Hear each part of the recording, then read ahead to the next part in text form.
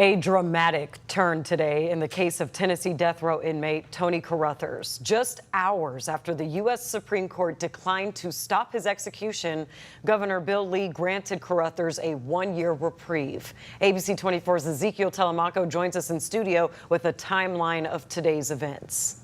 Today began with Tony Carruthers scheduled to be executed at 10 a.m. by lethal injection at the Riverbend Maximum Security Institution in Nashville. But throughout the morning, a series of court filings, medical complications, and a last-minute decision from Governor Bill Lee changed the course of the execution. Early Thursday morning, the U.S. Supreme Court declined to stop the execution of Carruthers, who was convicted in the 1994 killing of Marcellus Anderson, Delois Anderson, and Frederick Tucker. After that ruling, Carruthers' legal team filed an emergency motion claiming the execution was having trouble with establishing IV access. Now, the filing also questioned whether the contracted physician was qualified to place a central line required under execution protocols. A judge later denied the emergency request to halt the execution, and within hours, the Tennessee Department of Corrections said that the medical staff could not complete the execution process, and the state said that the staff successfully established the primary IV line, but were unable to establish the required backup line under state protocols. Now, officials also said that the attempts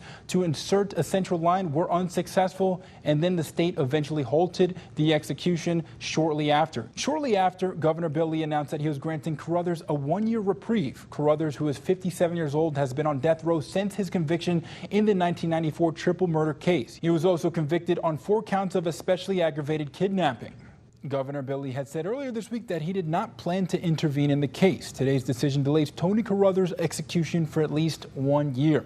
Reporting in the studio, I'm Ezekiel Telemaco, ABC 24 News.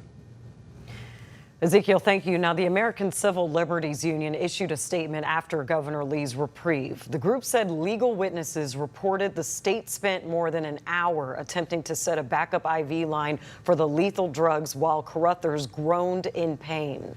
They said, in part, we will continue to push the governor to use this moment to allow the forensic testing that should have happened long ago. We spoke with MLK 50 reporter Brittany Brown, who was one of the 3 Memphis reporters inside the witness room during Carruthers' execution. She told us they couldn't see anything because they kept the curtain on the window to the execution chamber closed. But take a listen to how she describes what she heard.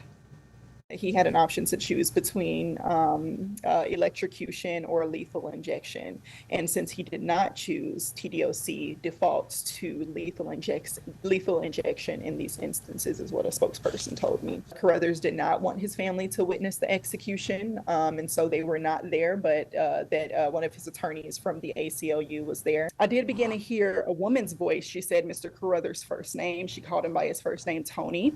And so at this point, I'm assuming that he's in the room. And then not long after that, we hear groaning sounds, like a man is groaning, sounds like he's in pain. 10:29 is when we were taken to the witness chambers.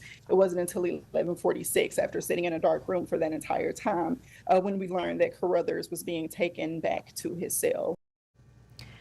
After more than an hour, Brown said they were escorted out of the room and handed a paper with a brief explanation of the unsuccessful procedure.